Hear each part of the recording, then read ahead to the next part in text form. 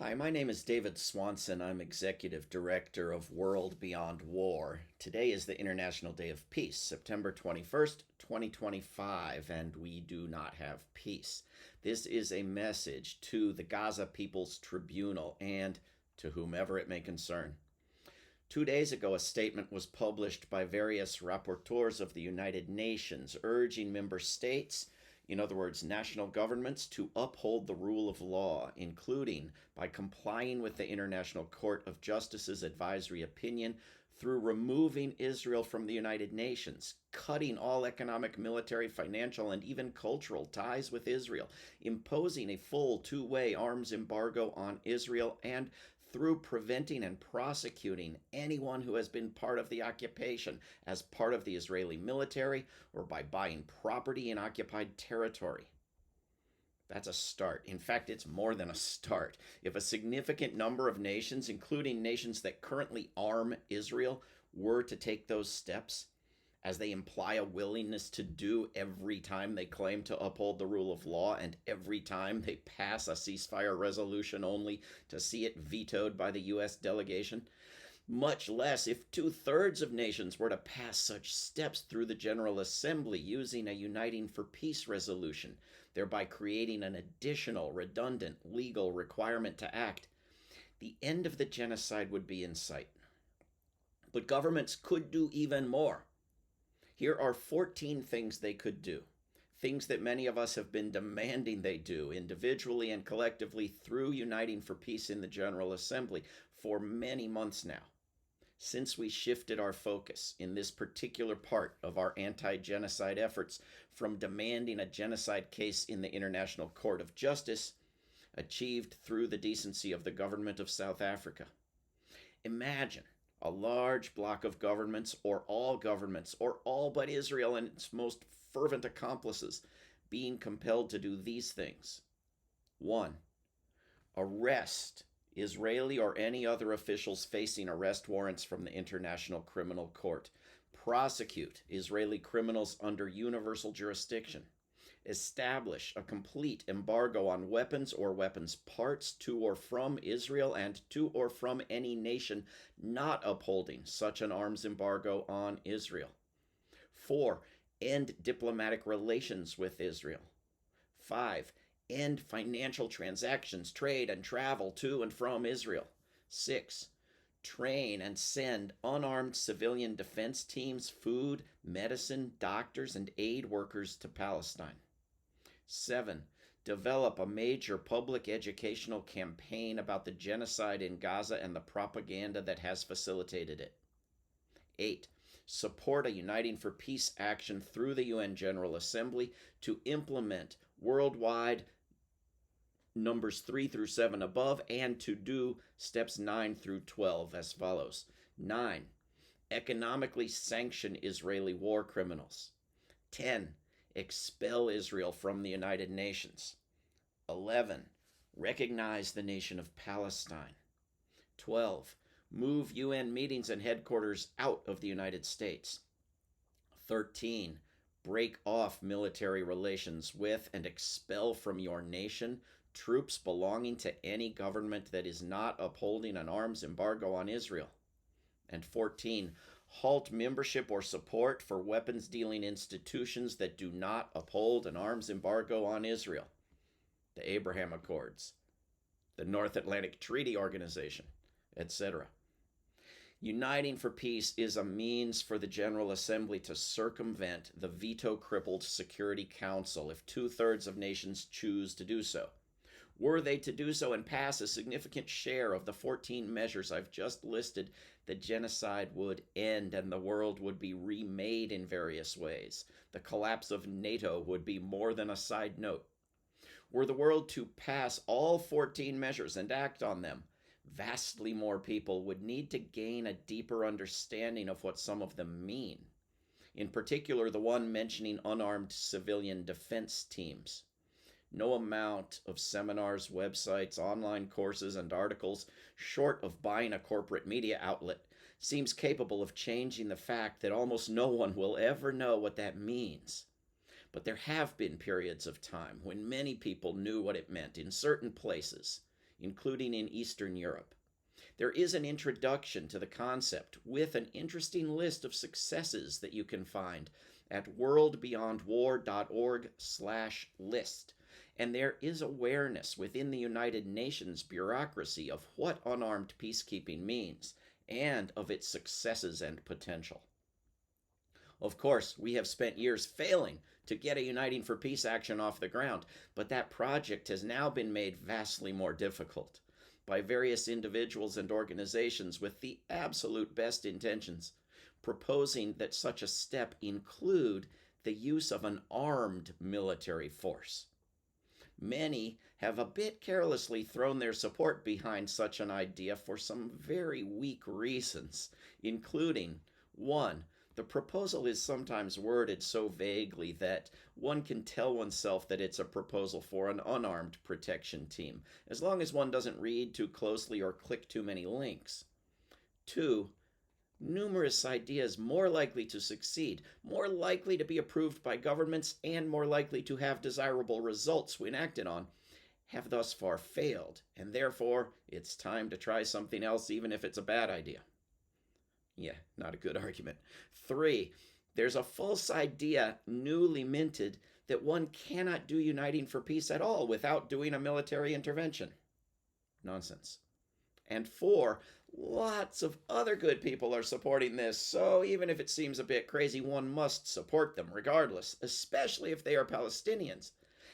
As if we are not grown adults, capable of amicable disagreement, with a moral responsibility to point out when a train is running off a track. But there's also a worse reason for supporting the proposal for a military intervention against Israel, namely belief in the power of violence to solve problems.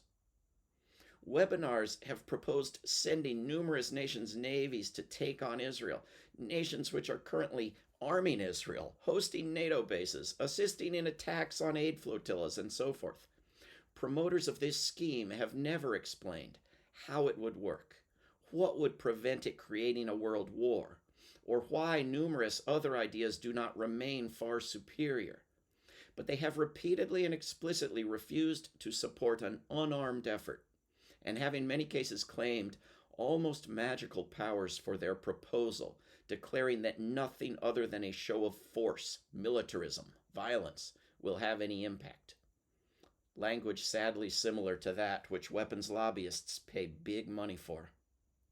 The unlikelihood of the governments heretofore complicit in the genocide switching to intervening militarily against it does not provide a license for demanding it. Such a demand makes other, more strategic steps less likely to succeed. Such a demand could be remembered on other occasions. The merchants of death adore the concept of military interventions.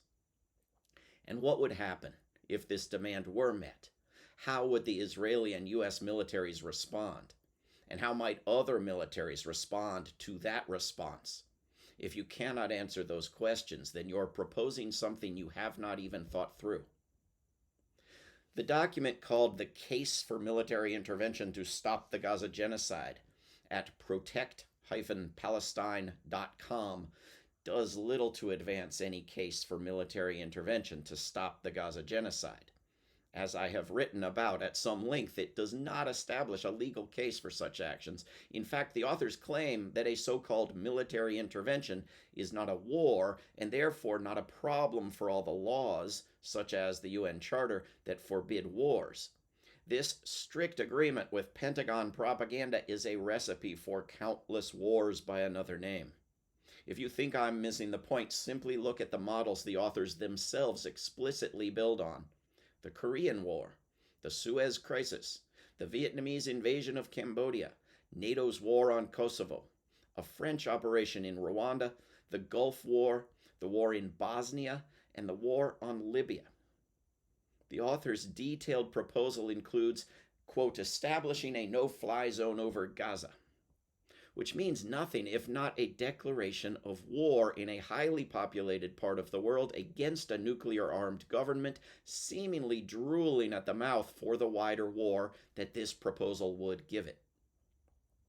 The Sarajevo Declaration of the Gaza People's Tribunal is a document I can agree with 100%, depending on one's interpretation of a single sentence.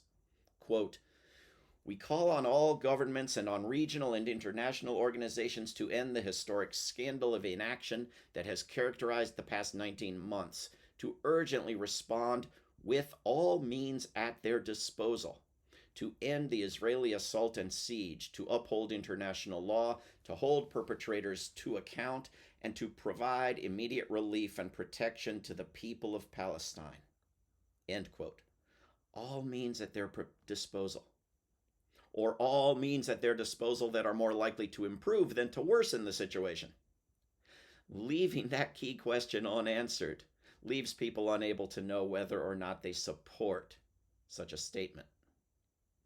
But what about the argument that I and most of the rest of us have no right to give such matters any thought at all? There are Palestinians who are proposing a military intervention, and therefore thou shalt do so as well. Despite playing on our solidarity for people facing a live-streamed genocide, this is not actually a wise argument. For years, I was told that I could not oppose weapons shipments to Ukraine because there were people in Ukraine who wanted them. Now, strong majorities in Ukraine want the weapons shipments stopped, as many of us said that they eventually would. But the corpses and the rubble are now piled high. There were Palestinians who supported the attacks of October 7th as well. How has that worked out? There are people who will tell you that you must declare the attacks of October 7th a glorious success, at which point we've almost made basic facts into our enemy. Palestinians have a lot of opinions, all of which should be considered. But if we're going to bump Israel up above Russia and NATO as the most likely driver of nuclear apocalypse, then we're going to need to hear from all 8.2 billion of us. So what should we do? Give up? If not waging war strikes you as giving up, we have got real problems. I hope it does not. Countries and companies have been forced to divest and to stop arming Israel, and more could be. Media outlets have been forced to convey bits of reality, and public opinion has swung dramatically. These facts do not make up a rosy, happy, hopeful picture. They are sad, little semi-wins for a team having a record bad season, but they are what we can build on. If one dock can block shipments, all docks can. If one pundit can recognize a genocide years too late, all can. If one government can BDS Israel and its suppliers, all can. If a few aid ships can be sent, hundreds can. If some governments can commit to arresting Benjamin Netanyahu, more can. And here's a key point to remember about the particular tactic of sending people to where a war is. The more we put into unarmed civilian defense, the more likely it is to succeed, right up to the extreme in which millions of people are involved and success is virtually unstoppable. Whereas the more we put into escalating the war with an intervention, the more likely the war is to do more damage, right up to the extreme of killing all life on Earth.